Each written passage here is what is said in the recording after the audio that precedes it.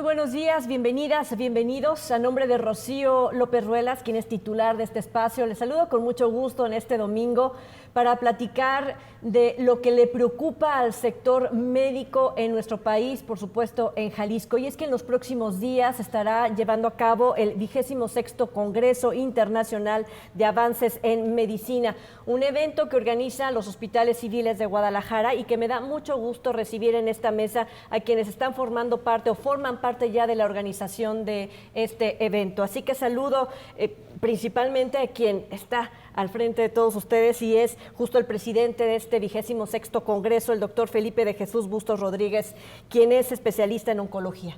Bienvenido. Hola, buenos días. Muchas gracias por la invitación. En patología oncológica. Patología oncológica. Bien, pues bienvenido. Muchísimas gracias por su compañía. También el doctor Mauricio Alfredo Ambriz Alarcón, especialista en medicina interna y forma parte, es vicepresidente también ejecutivo de este congreso. Correcto, muchísimas gracias por la invitación. Gracias. Quien también es coordinador, pero del módulo de oncología, es el doctor Alan David Pérez Fregoso, especialista en oncología médica. Así es, muchas gracias y pues invitando a todos al módulo de oncología de este congreso. Muchas gracias. Doctora Montserrat Álvarez Zavala, doctora en ciencias biomédicas, especialista en inmunología, coordinadora del módulo de VIH de este congreso. Bienvenida. Hola, buenos días. Gracias por la invitación. Gracias. Doctor Ramiro Israel Esparza Pérez, especialista en medicina interna, maestro en ciencias de la educación médica por la Universidad de Harvard. Bienvenido. Muchas gracias por la invitación. Un gusto estar aquí. Qué importante es hablar no solamente del evento por sí mismo, porque reúne, yo creo, ¿no?, a eminencias en la parte médica y a quienes conocen mucho, ¿no?, de lo que estamos padeciendo a nivel internacional, porque ya vimos las fronteras no existen cuando se trata de un virus. Pero ¿qué pasa cuando se reúnen? ¿De qué está preocupado el sector? Y quisiera comenzar con usted, quien preside precisamente este congreso, Felipe de Jesús Bustos. ¿Qué les preocupa? Muchas gracias. Sí, fíjate que una de las principales preocupaciones como tal, pues es el tratamiento de las enfermedades, ¿verdad? Es muy importante hablar hoy en día de la medicina de precisión, ¿verdad? Que es una herramienta que tenemos en el hospital, muy importante para cada paciente, porque lo define al paciente como un ente único en el cual se va a tratar como a él. No va a ser en una manera general, sino que va a ser de una manera específica, darle un tratamiento para que tenga un mejor pronóstico. Y eso pues es lo que se espera, lo que esperamos como pacientes, ¿verdad? Entonces es algo muy importante. Claro que me volteé a ver el doctor a mí y me pregunte cómo estás, pero que me pregunte bien y que le interese saber cómo estoy. Y ir más allá de la profesión médica, sino hacer un buen diagnóstico, significa eso, ¿no? Atender y estar en contacto con la y el paciente, doctor. Correcto, sí. Algo respecto a lo que comenzamos ahorita la plática, que nos preocupa mucho a los médicos, sinceramente, es esa captación del paciente. Y por captación del paciente quiere decir un diagnóstico oportuno si es que existe una enfermedad. Nosotros en la medicina utilizamos diversos métodos, llamados métodos de cribado, para poder identificar diferentes tipos de enfermedades. Algunas de ellas, sobre todo, enfermedades oncológicas. El cribado nos dice que pedimos un estudio, por ejemplo, una mamografía, para identificar tempranamente aquellas mujeres que tienen un tumor muy pequeño y que no es localizable mediante exploración física. Esta capacidad de detección aplica para muchas otras enfermedades, no solo las oncológicas, incluido diabetes, presión alta, etcétera, que son capacidad que tenemos los médicos para identificar el problema antes de que haya manifestaciones clínicas. ¿Por qué? ¿Cuál es el problema? Cuando ya surge una manifestación clínica, muy probablemente pueda ser una enfermedad avanzada, con complicaciones relacionadas. Entonces lo que buscamos primero, y lo que nos preocupa, como comentaste, es la identificación temprana para poder hacer una terapéutica dirigida con medicina de precisión, que es lo que ahorita nos estamos enfocando bastante. Con el advenimiento de la inteligencia artificial y muchas otras estrategias que tenemos para el diagnóstico y tratamiento, podemos hacer mucha personalización de la terapéutica. Antes la medicina lo que buscaba era encontrar un grupo de pacientes homogéneos, o sea que tuvieran una característica similar todos, y dar un tratamiento dirigido pues, a todos los que se parecían en la enfermedad.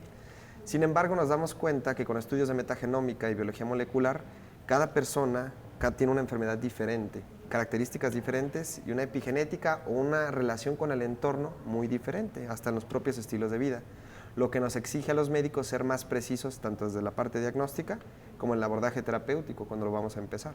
Por eso le han titulado justo a este congreso Diagnósticos Correctos, Pacientes Seguros, Medicina de Precisión, una medicina personalizada. Correcto. ¿Esto es a nivel internacional el comportamiento del sector médico en general, doctor? Sí, así es. De hecho, la medicina de precisión es un cambio de paradigma, como comentaron los doctores, porque no podemos darle la misma talla de zapatos a todas las personas. Les damos una talla 25, a algunas personas les va a quedar grande, a otras pequeñas. Entonces es muy importante que no tratamos enfermedades, tratamos pacientes que tienen enfermedades y cada paciente es diferente, eso es lo normal en el mundo. De hecho, tenemos genes diferentes, como lo comentaron, pero curiosamente las alteraciones genéticas solo determinan el 30% de nuestras enfermedades. El mayor porcentaje de nuestras enfermedades es por otros factores, por ejemplo, nuestro comportamiento, nuestros hábitos, si somos o no sedentarios, la dieta que tenemos, si consumimos o no alcohol o tabaco, los aspectos sociales, lo que vivimos, los problemas sociales. Todo eso determina más la salud y es algo que la medicina de precisión toma en cuenta, es algo que se llama exposoma. Entonces, tenemos factores de riesgo diferentes, tenemos comportamientos diferentes, necesitamos tratamientos diferentes y eso es lo que se busca y es lo que queremos mostrar en el congreso de la siguiente semana. ¿Quiénes estarán reuniendo justo en el congreso? Me refiero a todas las disciplinas médicas, pero sobre todo hablando de, por ejemplo, pediatría o personas de la tercera edad o enfermedades correspondientes a lo mejor a un sector rural o un sector urbano que tiene que ver más con la movilidad. ¿Cómo distribuyen justo en la organización de este congreso el atender todos estos paradigmas o estos parámetros? Y en un momento regreso con ustedes, pero sí me gustaría saber cómo lo abordan. Sí, fíjese que hay 26 módulos interdisciplinarios dentro del congreso. Aparte hay precongresos, foros y simposios. Pero esos 26 módulos, está pediatría, está ginecología, está oncología, medicina interna, cirugía, nutrición, psicología. Entonces, pues es los temas que el eje central en este congreso es la medicina de precisión, pero el lema son diagnósticos correctos, pacientes seguros. Entonces, eso es algo muy importante para nosotros como médicos hoy en día. Claro. Por ejemplo, doctora Montserrat, usted está encargada del módulo de VIH. Sí, bueno, la realidad es que VIH es uno de los temas en donde más medicina de precisión hay históricamente. De hecho, el descubrimiento del VIH fue un catalizador de cambio para poder estudiar la biología molecular, la inmunología y comprender mejor qué era lo que pasaba con el sistema de defensa del cuerpo. Sabíamos relativamente poco previo al advenimiento de la pandemia, que es una pandemia activa, tiene más de 40 años, no hemos podido controlar esa pandemia. Y desde esa perspectiva, la medicina de precisión nos demuestra que hay que empezar desde la investigación. No se puede llegar a medicina de precisión si no empezamos desde investigación científica. Lo afortunado del CIAM es que se reúnen muchos estudiantes de posgrado que se dedican a hacer doctorados y maestrías, muchos médicos y que utilizan la investigación para poder terminar al final su curso. Sí, claro. Y nos podemos comunicar de forma muy directa para decir cuáles son tus necesidades en tu población, qué puedo hacer yo desde la investigación para apoyarte. Porque una realidad es que conocemos patrones, conocemos epigenética, genética, pero en cada lugar es distinto y hay que conocer la población. Entonces, aquí en Jalisco hay mucha investigación, el Hospital Civil hace mucha investigación, la Universidad de Guadalajara, así como otros centros de investigación que pertenecen a otras entidades federativas, y lo que queremos hacer pues es justo conocer nuestra población, diseñar un cribado para después ir a medicina de precisión basándonos en la población de Jalisco, en la población que atiende el Hospital Civil. Entonces, así como se ha hecho en VIH, pues queremos migrarlo a otros escenarios, ¿no? En oncología se ha hecho mucho desde investigación para ayudar a medicina de precisión, Hoy por hoy los Nobel más importantes han hecho mucho en favor de lo que es tanto descubrimiento de virus como descubrimiento de nuevos tratamientos precisos para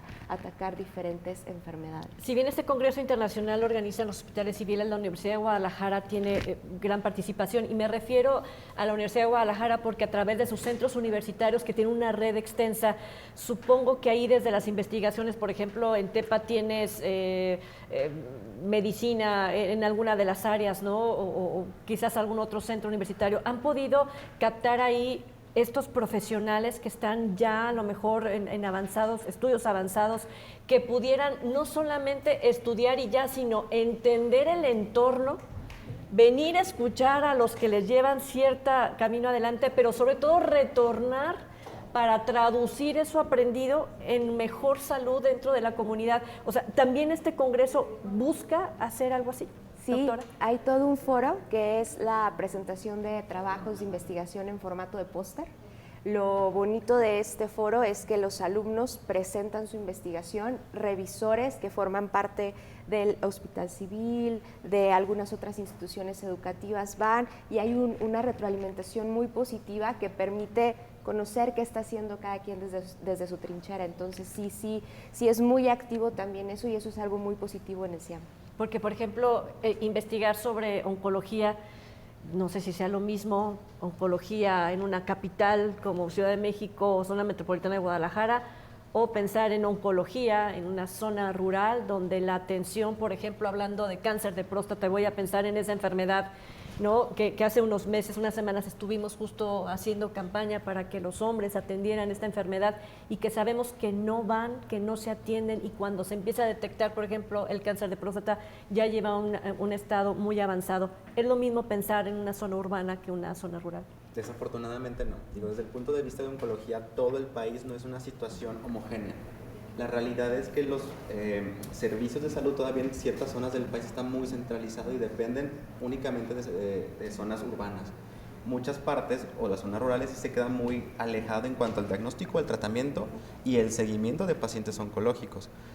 Al menos en el módulo de oncología, y tomando toda esta medicina de precisión, lo que tratamos también no solamente es educar o dar el conocimiento, sino también hacer que se interesen, que volteen a ver a la oncología como una especialidad importante, que lo es. El cáncer es uno de los casos de mortalidad más importantes del país en todas sus diferentes ramas o estrategias, y queremos eso, queremos que todos los médicos que también están en formación, incentivarlos, que también vean al paciente oncológico no como un problema o como una dificultad, sino como una oportunidad para mejorar, que todos al menos digamos en esta parte del país, en el occidente, tengan los mismos conocimientos, las mismas capacidades para poder tratar a estos pacientes. Yo siempre le he dicho, y con perdón de mis compañeros, no hay nada más medicina de precisión que la oncología. No solamente en el tratamiento, que es... Sí, la verdad. Sí, definitivamente. Lleva la batuta. La verdad es que sí, y no solamente en el tratamiento, que es lo importante, digamos, para yo paciente, a mí lo que me importa es cómo me van a tratar, cómo me voy a sentir. La medicina de precisión no tiene solo que ver con el tratamiento, sino desde antes, el tamizaje, el cribado, el diagnóstico, el seguimiento. En todos estos aspectos son fundamentales la medicina de precisión, y la oncología es un muy buen campo que sigue desarrollándose justamente este tema. Pero creo que si no hay un registro, o sea, un historial, o sea, que cada uno de los médicos, médicas hagan justo este registro, ¿no? de los diagnósticos, cómo se comporta en su área de trabajo, pues cómo llegar a un congreso a hablar de qué si los datos están dispersos y no hay algo. Creo que se va a convocar también en este congreso a ponerse de acuerdo para tener en concreto algo que les sirva a todos y a todas las médicas, por ejemplo. En general creo que también, como, no digo solamente como Estado o como institución, a nivel nacional tenemos un problema con el registro de algunas enfermedades, y oncología o cáncer es una de ellas. No tenemos como tal un registro de ese tipo de enfermedades, y es una muy buena oportunidad pues para, como parte, digamos, del occidente del país, levantar la mano y decir, mis registros, al menos en oncología tenemos esto, existe esto, estamos trabajando en esto, para así de alguna manera podernos poner de acuerdo con el resto del país. Que a fin de cuentas México tiene esa capacidad, esa característica. a pesar de que somos un país y somos todos mexicanos, no tenemos el mismo tipo de enfermedades del norte al sur, al occidente al centro. Son características poblacionales diferentes, entonces al menos poner nuestro granito de arena en cuanto a occidente, nosotros tenemos esto. Y creo que este tipo de congresos que nos convoca la mayoría de especialistas en diferentes ramos son muy buenos. ¿Cuántas personas van a estar ahí presentes aproximadamente que tienen ya inscritos al momento? Ahorita aproximadamente tenemos 5,000 inscritos. Y vienen específicamente de Jalisco, pero también de ciudades, estados, Colima, Nayarit. Tenemos una afluencia muy importante. del ámbito internacional. También tenemos profesores invitados para los módulos, precongresos y conferencias magistrales. Por ejemplo, ¿tiene algún profesor, una profesora que venga de X país y que diga, es que me interesa mucho ver Sí. qué está haciendo México y qué está haciendo Jalisco en este caso? ¿Quién y qué les interesa? De hecho, cada módulo trae sus profesores. El coordinador de módulos escoge qué profesor impacta directamente con el eje temático que ahorita sería medicina de precisión. Pero cada uno trae profesores top en cuanto al tema, específicamente en su área: oncología, medicina interna, VIH. A ver, por ejemplo, en VIH, ¿quién es? En VIH vamos a contar con la presencia del doctor Daniel Scott. El doctor Daniel Scott viene del Instituto Pasteur. Él es colaborador de los ganadores del Nobel por el descubrimiento de VIH, del grupo de la doctora Barsinussi. Él históricamente ha trabajado en el Instituto Pasteur, estudia las características de la respuesta inmunitaria innata, que es la línea de defensa más primitiva que tenemos ante lo que es el VIH, y él nos va a acompañar. Es un gran amigo del estado de Jalisco, siempre viene mucho a alumbrarnos ahí, decirnos por dónde va la cosa en el instituto en donde se descubrió el virus, ¿no? Claro, vámonos a la pausa si les parece. Y al regresar seguiremos hablando justo de este Congreso Internacional de Avances en Medicina que se va a realizar el próximo miércoles, jueves y viernes, pero bien decía ya doctor Felipe de Jesús, también hay talleres y hay precongresos. Muy bien, la pausa, volvemos.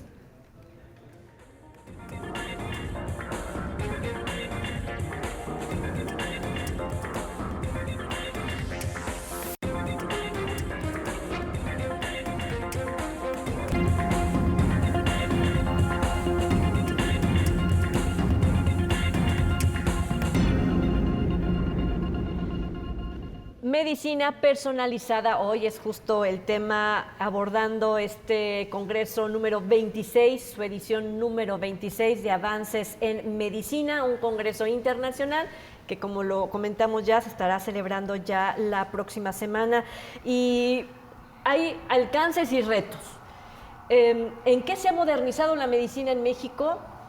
¿Qué podemos decir? Qué bueno que ahora se ejecuta tal cosa que nos permite quizás hacer más con menos, ser más precisos en un diagnóstico, evitarle vueltas a un paciente y garantizarle a una mujer que se va a aliviar. ¿Cuáles son esas cosas que decimos, afortunadamente México ya está en ese camino, doctor?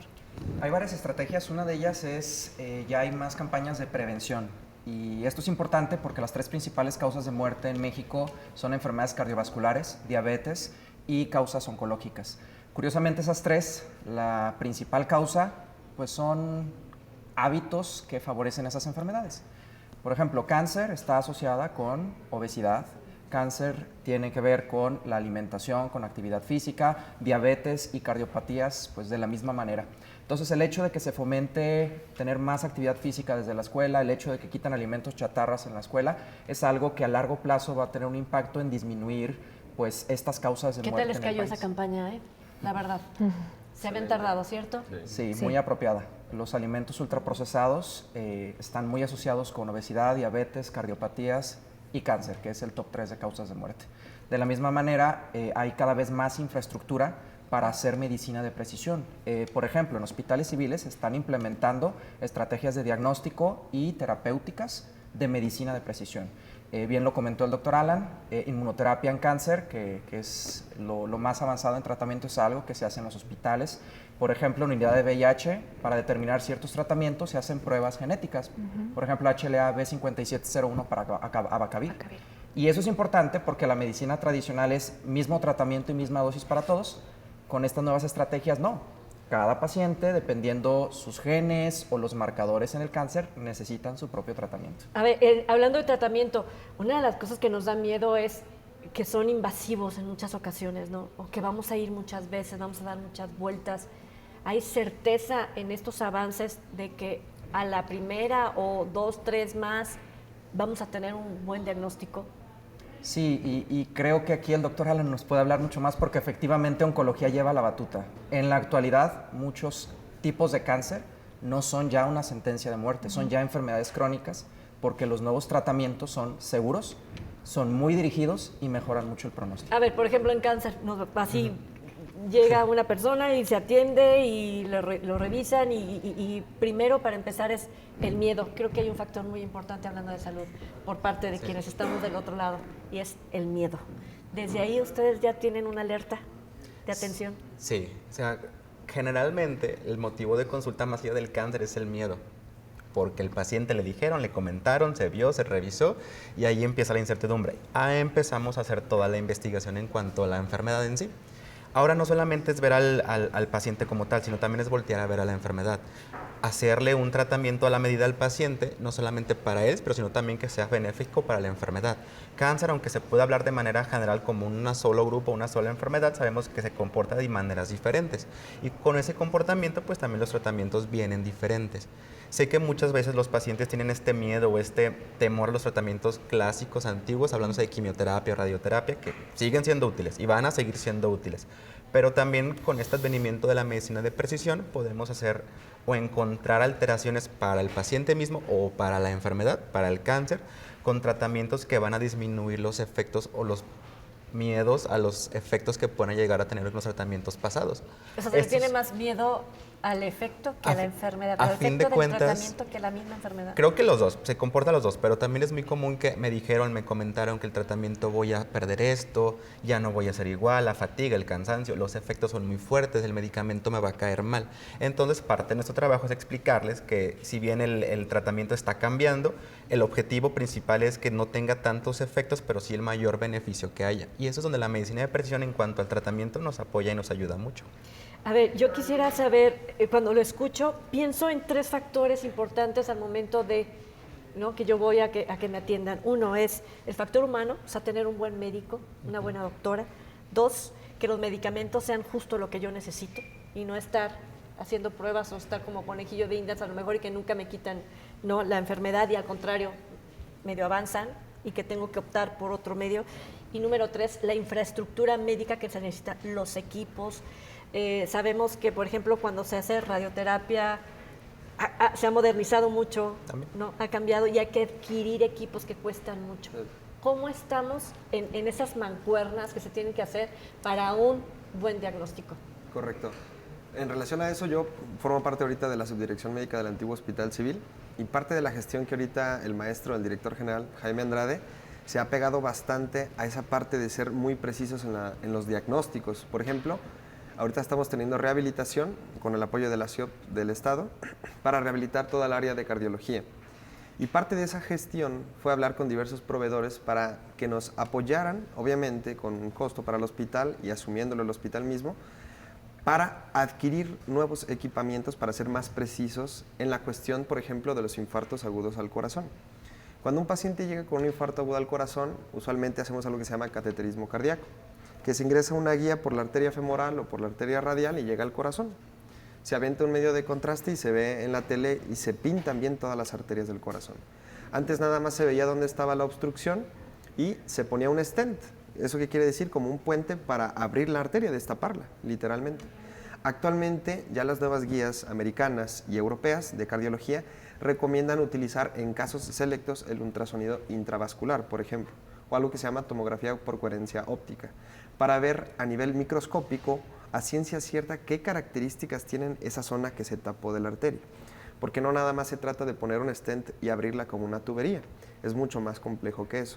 Hay que ver las características de la alteración de esa arteria a nivel microscópico, in situ, dentro del problema, y ver qué tipo de stent y el riesgo que tiene de que se vuelva a tapar. Esas son partes de decisiones administrativas que van a impactar en que el paciente no tenga que reingresar por un nuevo infarto porque se haya ocluido otra vez el stent, de que no tenga un aumento del riesgo de ingresar al servicio de urgencias porque esté fallando constantemente su corazón. Y es hacer una inversión inteligente desde el punto de vista inicial del diagnóstico correcto, ser preciso en el tratamiento para hacer un ahorro de recursos tanto para la unidad hospitalaria como para que el paciente tenga una buena atención a posteriori y tenga una mejor sobrevida y calidad de vida. ¿Hay alguna estadística que me diga, bueno, a nivel internacional, cada paciente, ¿no?, debería de tener una erogación económica en un área pública o un sector público como puede ser en los hospitales civiles, y México está rebasado en X porcentaje, o al contrario, nos falta presupuesto para alcanzar la media mundial? Pues en sí, lo ideal es que un sistema de salud a nivel poblacional, a nivel de una nación, el Producto Interno Bruto óptimo debería ser arriba del 5 al 6%.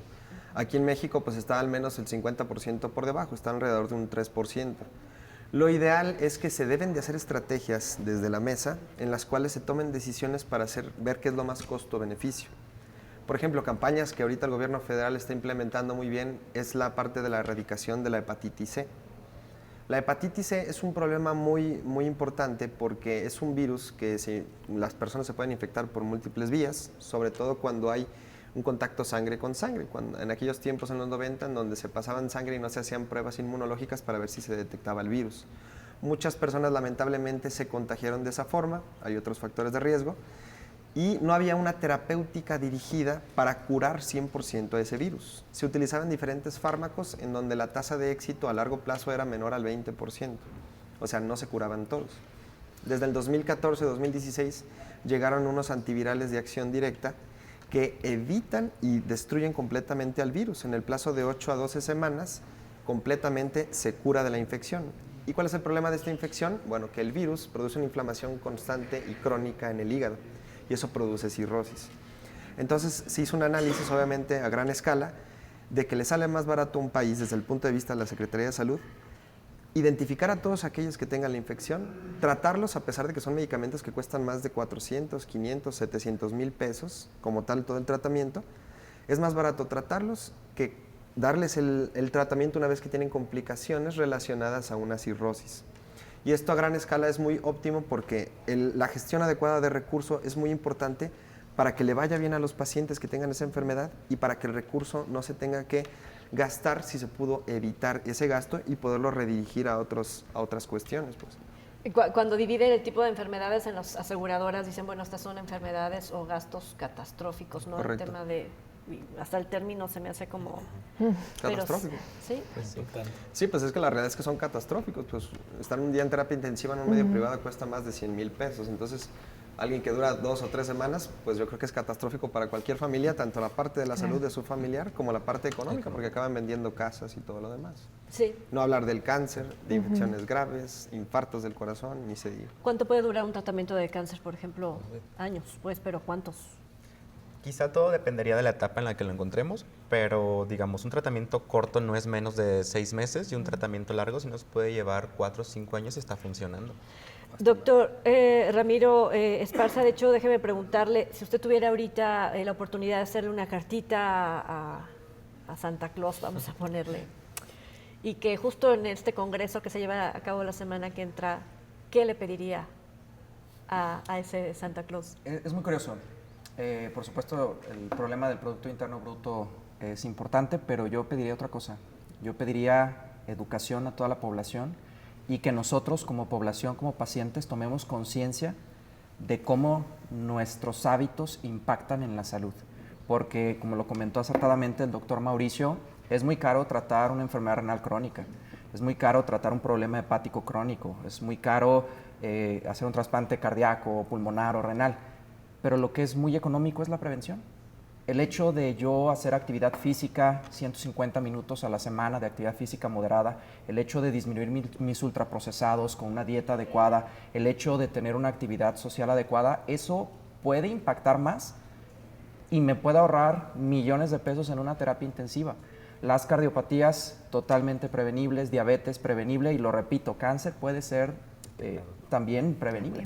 A ver, ahorita que me comenta esto, ¿no están luchando ustedes contra este boom de los suplementos alimenticios? A ver, digo, sin hablar mal de ellos, porque seguramente son buenos cuando se requieren, cuando tiene uno un déficit en una dieta por alguna situación. No, ni siquiera, por ejemplo, vitamina C, que ahorita están las alergias horrible. No, no me De hecho, el exceso de vitamina C puede generar litos, es decir, piedras en las vías urinarias. Claro. La mejor recomendación para suplementarse es tener deficiencia de esa vitamina. Por ejemplo, vitamina B, B9, B12, se toman niveles en sangre, si están bajos hay que suplementar. Si la vitamina D, que también se toma en sangre, está baja, hay que suplementar. Si tengo un problema de vitamina C, hay manera clínica de saber si hay deficiencia y se suplementa.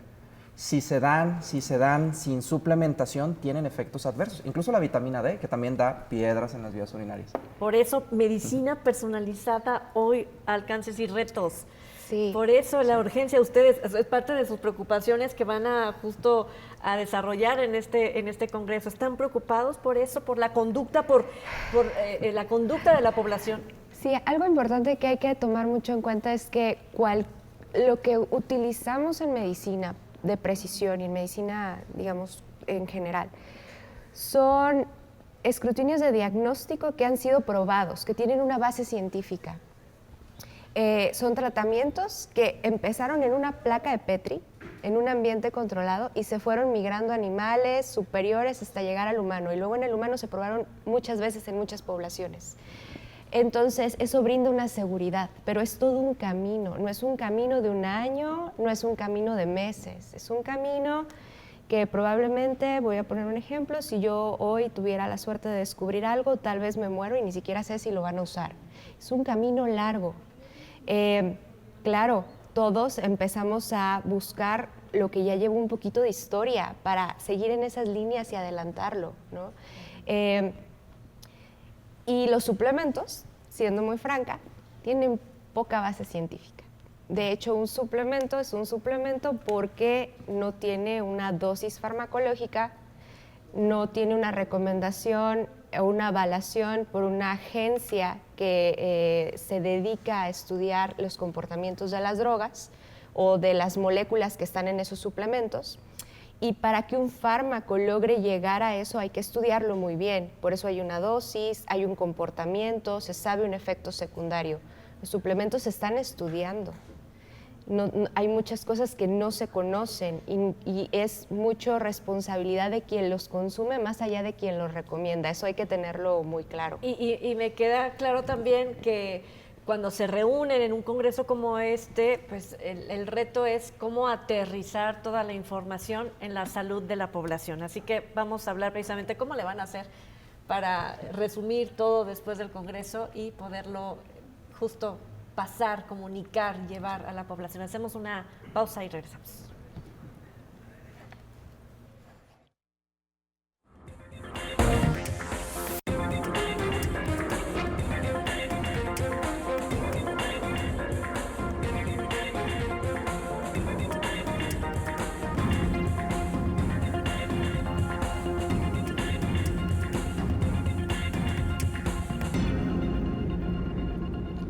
Bueno, antes de ir a la pausa yo ponía esta mesa de qué es lo que van a hacer, ¿no? Doctores, doctoras, al término de este congreso para resumirle a la población la necesidad de cuidarse, de sentir su cuerpo, de tener una comunicación con su cuerpo para mejorar en una fase de prevención la salud de. Pero también me puse a pensar en qué pasa con el estudio científico, el comprobar, ¿no? Hablábamos de los suplementos que no tienen mucho esta base. Está en desarrollo, digamos. Está en desarrollo. Pero ¿qué pasa con la investigación científica y con las patentes precisamente para hacer más factible o ponerle más a la mano la salud a la población? Cuando yo veo su currículum y sé que es maestro en ciencias de educación médica por la Universidad de Harvard, me imagino que tiene el ABC. Es una situación muy interesante porque el área de investigación en México no es tan atractiva como otras áreas u otras profesiones en nuestro país. Sin embargo, hay mucho talento. México está lleno de talento. En ocasiones sí faltan algunas oportunidades, pero también se cuenta con centros que hacen investigación de manera importante. Aquí en Occidente, sin duda, hospitales civiles Universidad de Guadalajara, y se hacen cosas serias. De hecho, hay un centro en el Hospital Juan y Menchaca que precisamente se dedica a trasladar la investigación básica de moléculas, de proteínas, y pasarla directamente con los pacientes. Y es un centro que está unido directamente con el hospital. Por supuesto, todos queremos más recursos, todos queremos más infraestructura, pero es un proceso que se está llevando a cabo y de hecho aquí en la mesa pues tenemos exponentes de eso. Decían, y voy con la doctora, porque es parte justo de eso. Sí, ¿Qué se está haciendo? ¿Dónde es? ¿Qué es? Bueno, investigación básica, hay muchos lugares aquí en Jalisco que se lleva a cabo investigación. La red UDG en cada uno de sus centros universitarios tiene diversos laboratorios, institutos o centros de investigación, todos ellos atendiendo a temas prioritarios para cada región. Hay que entender que hay regiones que tienen mayor presentación de ciertas enfermedades. Por ejemplo, la zona de los Altos de Jalisco, ahí ya lo sabemos, Alzheimer por una mutación ahí genética, pero también hay mucha enfermedad renal. Entonces, en esa zona es prioritario estudiar eso, ¿no? Y eso no es compatible muchas veces con lo que se presenta en otras zonas o con las necesidades de cada lugar. Hay que entender que la investigación científica va de la mano con las necesidades sociales.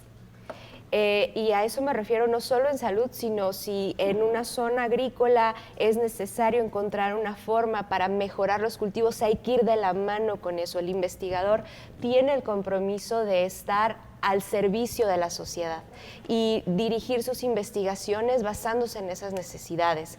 Entonces, todos tenemos temas que nos encantan, ¿no? Pero probablemente ese tema no sea el necesario. Entonces hay que adecuarse un poco, pero eso no se puede lograr si no te comunicas. Y nosotros en lo particular, pues en el Hospital Civil lo que hacemos es comunicarnos, ¿no?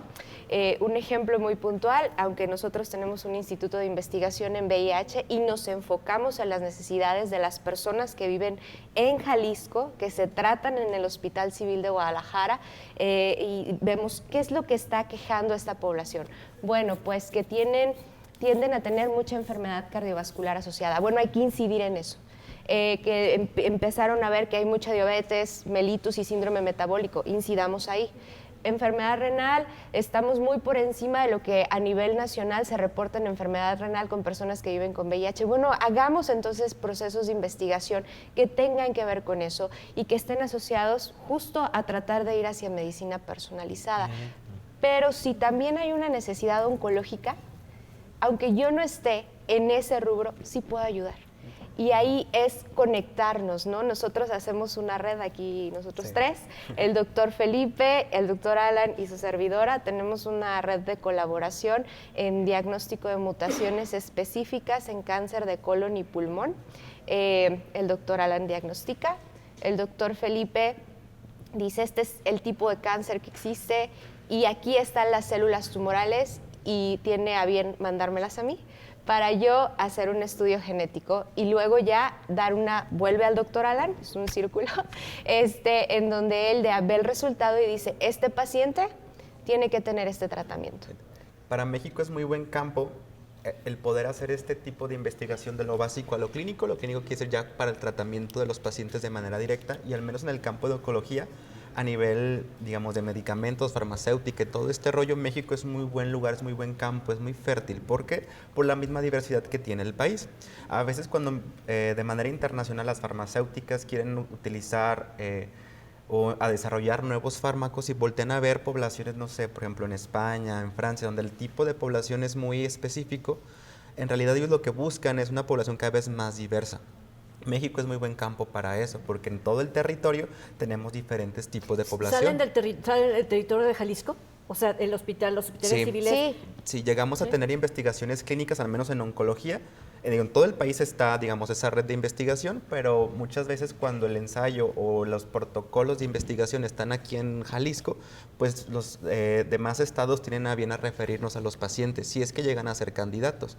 Y aquí es donde se empieza a desarrollar. Si bien, digamos, la patente o el fármaco no es nacional, sino que es por apoyo de las farmacéuticas, bien ese medicamento se puede probar y se puede demostrar su resultado en una población mexicana o latina, que a fin de cuentas va a tener repercusión a nivel internacional. Oye, ¿sabes que la población de México, los latinoamericanos, tienen tal situación?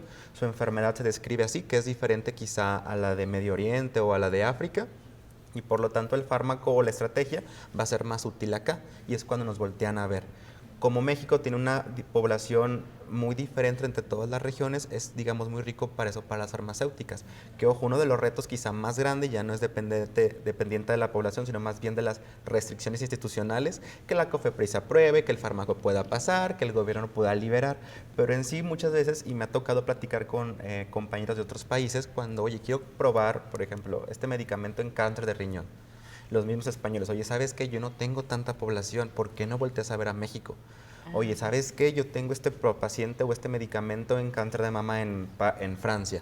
Oye, está muy padre, pero este tipo de alteraciones las vas a encontrar mejor en poblaciones latinoamericanas. Ahí está México, donde tienen la población, tienen cierta infraestructura en ciertas partes del país, ¿por qué no lo pruebas allá? Y ahí es donde viene el problema de las regulaciones, donde a lo mejor no se nos permite avanzar tanto. Y ese es un reto.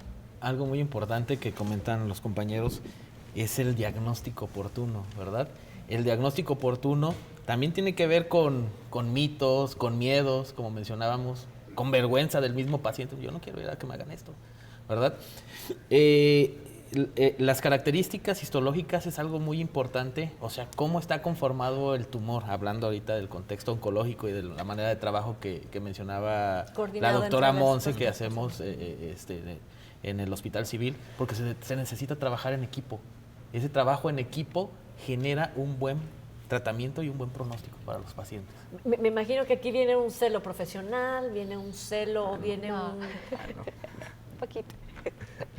No, la verdad no. No, a ver, creo que... Es que me refiero a que celo en el sentido de, por ejemplo, ¿no? Quien regula, pues tiene un interés administrativo. Ustedes tienen un interés en el tema de salud. Entonces hay cosas que en algún momento no hacen match, pues que no, al contrario, no hay un rompimiento en la relación. Entonces cada quien defiende la norma desde su trinchera, ¿no? Es que cada uno lo ve sobre el contexto de su especialidad o cómo trabaja, ¿verdad?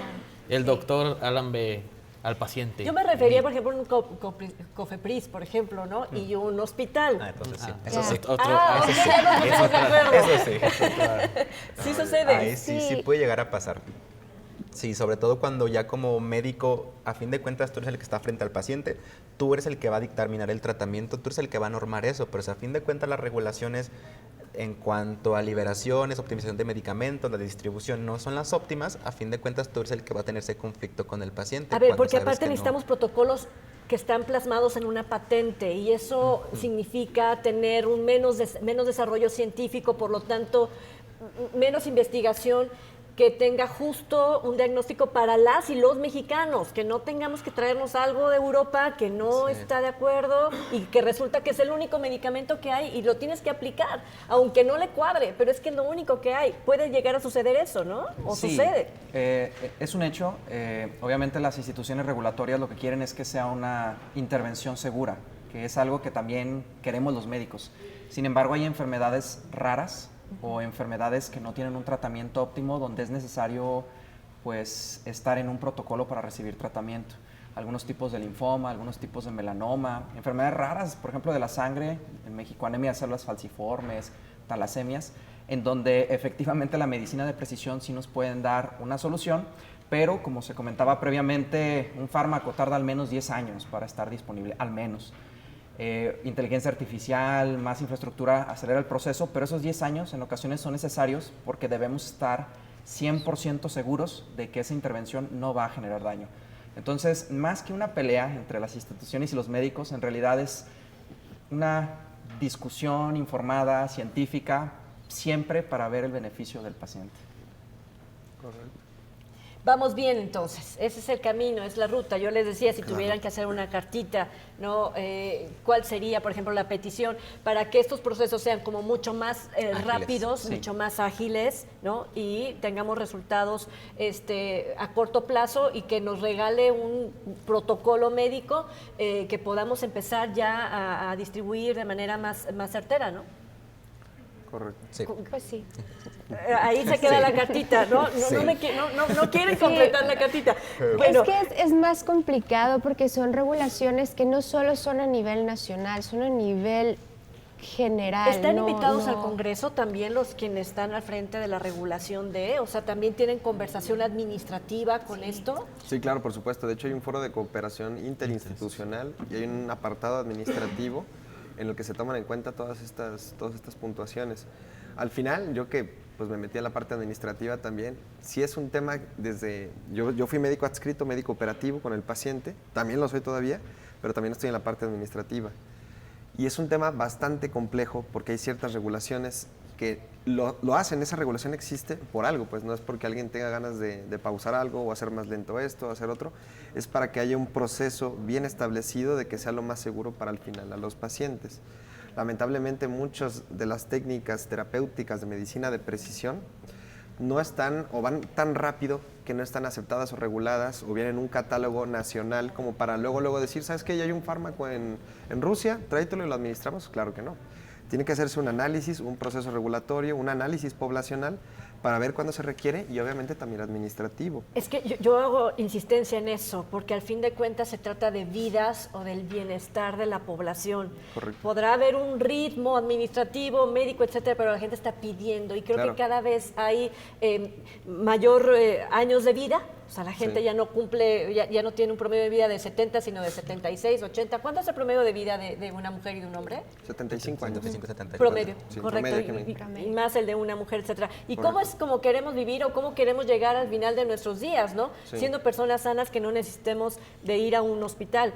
Pero necesitamos saber qué nos duele, cómo nos duele Claro. y cómo atenderlo anteriormente en materia de prevención. ¿No? Vamos a la pausa Claro. y regresamos precisamente para cerrar este espacio y a ver si me contestan lo de la cartita.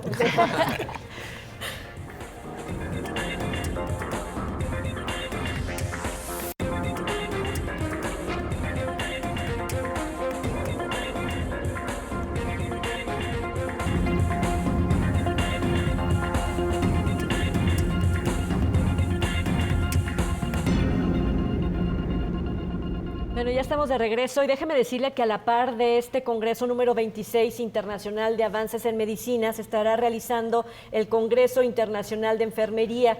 Y es que, sí, de repente vamos al hospital, ¿no? Y nos atienden y se queda monitoreando una enfermera o un enfermero, ¿no? Aquí están involucrados todos que pertenecen al sector médico, ¿no? Este congreso es para convocar a todas las personas que estén interesadas en la salud de las personas. Yo preguntaba, si tuviera la cartita, ¿cuál sería? El ABC, que a lo mejor se va a pedir ahí en el Congreso y que ojalá se hiciera realidad. ¿Qué nos falta? Tecnología, más tecnología, marcadores que son importantes para el diagnóstico de algunas enfermedades. Invítanos al Congreso. Los invito al Congreso en su 26ª edición, el cual se llevará a cabo en el Conjunto Santander de Artes Escénicas del 3 al 5 de abril de este año, el cual tendrá 26 módulos interdisciplinarios, foros, precongreso, habrá una fiesta académica muy importante, concurso de carteles, en el cual es uno de los concursos más importantes, con aproximadamente 1.500 inscritos para presentar cartel. Entonces eso es algo muy importante para nosotros. Y los esperamos después de que termine. Doctor Bustos, muchísimas gracias por habernos gracias. acompañado. Para cerrar, doctor Ambriz. Sí, muchas gracias. También hacer extensa la invitación de todo el público, específicamente en el ámbito de la salud y algunas estrategias que vamos a implementar para que la población también pueda aterrizar toda esta información sofisticada que utilizamos. Me gustaría hacer un llamado a la atención a la población para que se apegue a estas campañas de salud que hacemos en pro de su bienestar, diagnósticos oportunos, para la parte terapéutica, incidir específicamente nosotros, que somos los expertos en muchas áreas, para que lo mejor sea para el paciente. Bien, pues doctor Ramiro Esparza, que está encargado de la educación, híjole, pues mucho que hacer para tener patentes, investigación oportuna. Sí, una pequeña reflexión. A inicios del siglo XX la esperanza de vida eran 30 años. Actualmente estamos en los 70s y esperemos puedan subir más años en este futuro. Y en parte va a ser gracias a las nuevas tecnologías, pero también, como lo mencionaba, empoderarnos nosotros mismos y saber que nuestros propios hábitos pueden impactar en supervivencia y en calidad de vida. Hay que empezar con actividad física y buena alimentación. Así es. Y por favor, no nos estresemos. Está complejo. Es complejo, pero es que está de Sí moda afecta. en las redes sociales esto del... ¿cómo se llama Cortisol. eso? ¿Cómo? El cortisol. Esto del cortisol, ya, mira, hasta ya se me había olvidado. Sí es uno de los principales factores, ¿no? Que Sí, generan cierta definitivamente. oxidación, se puede decir, del cuerpo. Hay varios mecanismos, pero Sí. Para terminar, doctora Montserrat. Bueno, yo los quiero invitar al módulo de VIH. Es un módulo que va desde lo clínico hasta lo de investigación básica. Y yo sí tengo una cartita, pero no es para el gobierno. En materia de ¿Pero por qué VIH, pensaron que era para el gobierno? ni para ninguna autoridad, esto es para la población. En materia de VIH, la prevención es testearse, es decir, hacerse pruebas continuamente y no estigmatizar. Esa es mi cartita. Híjole, porque ahí empieza el no me atiendo, Sí. no quiero decir Exacto. que tengo. exacto. Y ese es para la población en general. Como le decíamos, muchas enfermedades ya no son sinónimo de muerte. VIH ya no lo es. Entonces yo sí, para la población, por favor, liberarnos del estigma. ¿Saben qué? Yo también pondría en la cartita no sentir lástima por el enfermo o la enferma, no sentir lástima por la enfermedad, porque no sabemos cuándo vamos a atravesar por una enfermedad. Correcto. Y Claro. menos cuando es, por ejemplo, cáncer, que la tenemos también como una enfermedad que pues deteriora nuestra vida, pero seguimos siendo las mismas y los mismos, ¿no? Aún con la enfermedad. Temerosos. Sí. Doctor, para despedir. Para despedir, los invito al módulo de oncología, los esperamos, varias charlas, no solamente para médicos especialistas, tenemos también varios temas para médicos de pregrado, hacer que volteen a ver la oncología, que se interesen. Y si bien el tema de medicina de presión es como el tema central de toda la charla, me gustaría mucho que tuviéramos ese acceso para todos los pacientes de manera general, que es muy útil y es muy necesaria en la oncología. Seguramente algo en internet estaremos por ahí viendo, me refiero a YouTube, ¿no? Transmisión directa de estos eventos, no deje de, obviamente a la gente que nos escucha este domingo, pues de sintonizarlo. Les agradezco a Gracias. cada Muchas una y cada gracias. uno de ustedes por acompañarnos Gracias. esta mañana de domingo, que sea un éxito y ojalá podamos retomar la charla para ver qué se dijo en este Congreso número 26 de Avances en la Medicina. Muchísimas gracias a usted por habernos acompañado. Recuerde, pues tiene una cita pues aquí, a través de la señal de Canal 4 en este espacio del debate. Gracias, que tenga buen domingo.